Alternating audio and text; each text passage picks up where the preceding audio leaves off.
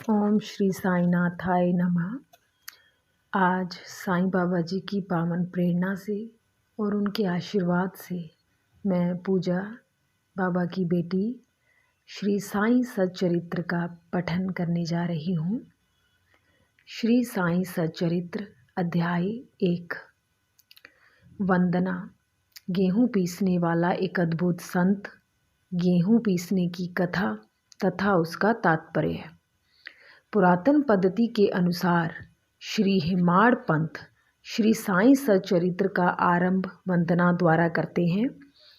प्रथम श्री गणेश को साष्टांग नमन करते हैं, जो कार्य को निर्विघ्न समाप्त कर उसको यशस्वी बनाते हैं, और कहते हैं कि श्री साईं ही गणपति हैं।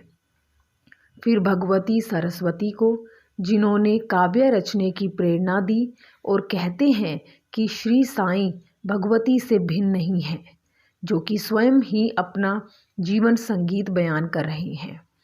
फिर ब्रह्मा, विष्णु और महेश, जो कर्मशः उत्पत्ति, स्थिति और संहार करता है, और कहते हैं कि श्री साईं और वे अभिन्न हैं।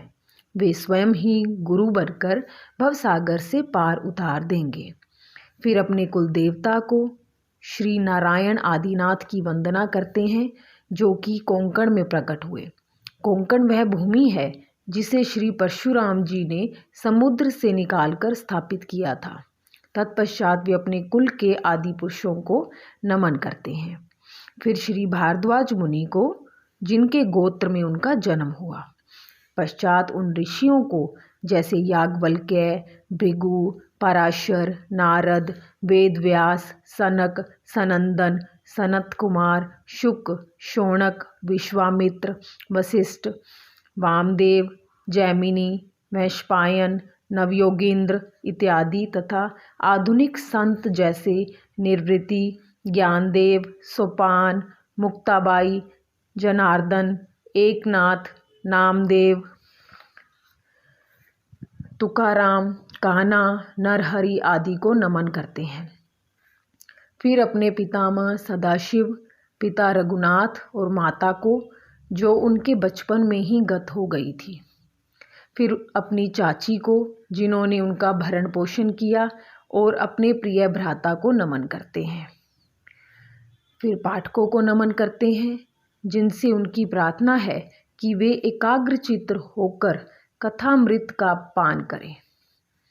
अंत में श्री सच्चिदानंद सद्गुरु श्री साईनाथ महाराज को, जो कि श्री दत्तात्रेय के अवतार और उनके आश्रयदाता हैं, और जो ब्रह्म सत्य जगन मिथ्या का बोध कराकर समस्त प्राणियों में एक ही ब्रह्म की व्याप्ति की अनुभूति कराते हैं।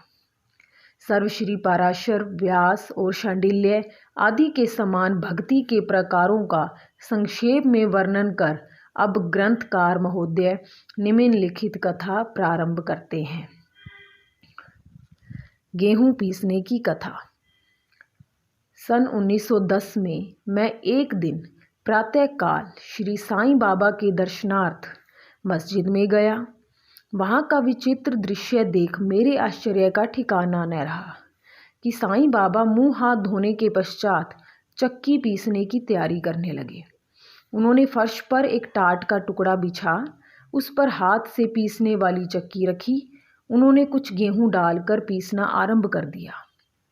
मैं सोचने लगा कि बाबा के चक्की पीसने से क्या लाभ है। उनके पास तो कोई है भी नहीं, और वे अपना निर्वाह भी भिक्षावृत्ति द्वारा ही करते हैं। इस घटना के समय वहां उपस्थित अन्य व्यक्तियों की भी ऐसी ही धारणा थी, परंतु उनसे पूछने का साहस किसे था। बाबा के चक्की पीसने का समाचार शीघ्र ही सारे गांव में फैल गया, और उनकी यह विचित्र लीला देखने हेतु तत्काल ही नर नारियों की भीड़ मस्जिद की ओर दौड़ पड़ी। उनमें से 4 नीडर स्त्रियां भीड़ को चीरती हुई ऊपर आई, और बाबा को बलपूर्वक वहां से हटाकर उनके हाथ से चक्की का खूंटा छीनकर तथा उनकी लीलाओं का गायन करते हुए उन्होंने गेहूं पीसना प्रारंभ कर दिया। पहले तो बाबा क्रोधित हुए, परंतु फिर उनका भक्तिभाव देख वे शांत होकर मुस्कुराने लगे। पीसते पीसते उन स्त्रियों के मन में ऐसा विचार आया कि बाबा के न तो घर द्वार है और न ही इनके कोई बाल बच्चे हैं तथा न कोई देख रेख करने वाला ही है। वे स्वयं भिक्षावृत्ति द्वारा ही अपना निर्वाह करते हैं, अतः उन्हें भोजन आदि के लिए आटे की आवश्यकता ही क्या है। बाबा तो परम दयालु हैं, हो सकता है कि यह आटा वे हम सब लोगों में ही वितरण कर दें। इन्हीं विचारों में मग्न रहकर गीत गाते गाते ही उन्होंने सारा आटा पीस डाला। तब उन्होंने चक्की को हटाकर आटे का 4 समान भागों में विभक्त कर लिया और अपना अपना भाग लेकर वहां से जाने को उद्यत हुई। अभी तक शांत मुद्रा में निमग्न बाबा तत्क्षण ही क्रोधित हो उठे और उन्हें अपशब्द कहने लगे। स्त्रियों, क्या तुम पागल हो गई हो? तुम किसके बाप का माल हड़प कर ले जा रही हो? क्या कोई कर्जदार का माल है जो इतनी आसानी से उठाकर लिए जा रही हो? अच्छा, अब एक काम करो कि इस आटे को ले जाकर गांव की मेड़ सीमा पर बिखेर आओ।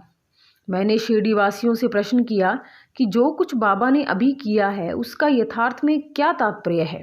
उन्होंने मुझे बतलाया कि गांव में विषूचिका हैजा का जोरों से प्रकोप है। विषूचिका हैजा का जोरों से प्रकोप है और उसके निवारणार्थ ही बाबा का यह उपचार है। अभी जो कुछ आपने पीसते देखा था वह गेहूं नहीं वरन विषूचिका हैजा था जो पीसकर नष्ट कर दी गई है।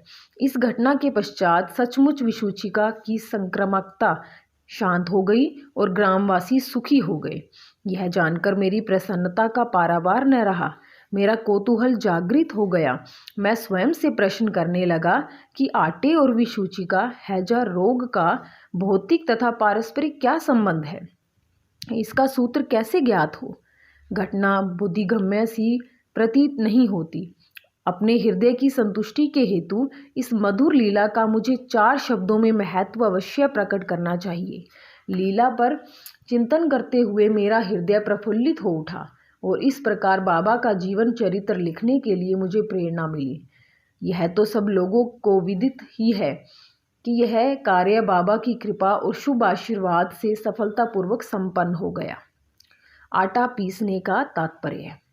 शिरडी वासियों ने इस आटा पीसने की घटना का जो अर्थ लगाया वह तो प्राय ठीक ही है, परंतु उसके अतिरिक्त मेरे विचार से कोई अन्य अर्थ भी है। बाबा शिरडी में 60 वर्षों तक रहे और इस दीर्घ काल में उन्होंने आटा पीसने का कार्य प्राय प्रतिदिन ही किया। पीसने से अभिप्राय गेहूं से नहीं, वर्ण अपने भक्तों के पापों, दुर्भाग्यों, मानसिक तथा शारीरिक तापों से था। उनकी चक्की के 2 पार्टों में ऊपर का पार्ट भक्ति तथा नीचे का कर्म था। चक्की की मुठियां जिसे पकड़कर वे पीसते थे वह था ज्ञान। बाबा का दृढ़ विश्वास था कि जब तक मनुष्य की हृदय से प्रवृत्तियां, आसक्ति, घृणा तथा अहंकार नष्ट नहीं हो जाते, जिनका नष्ट होना अत्यंत दुष्कर है, तब तक ज्ञान तथा आत्मानुभूति संभव नहीं है। यह घटना कबीरदास जी की इसके तदनुरूप घटना की स्मृति दिलाती है।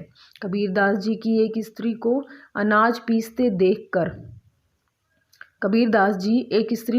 पीसते देखकर अपने गुरु निपट निरंजन से कहने लगे कि मैं इसलिए रुदन कर रहा हूँ कि जिस प्रकार अनाज चक्की में पीसा जाता है उसी प्रकार मैं भी भवसागर रूपी चक्की में पीसे जाने की यातना का अनुभव कर रहा हूँ।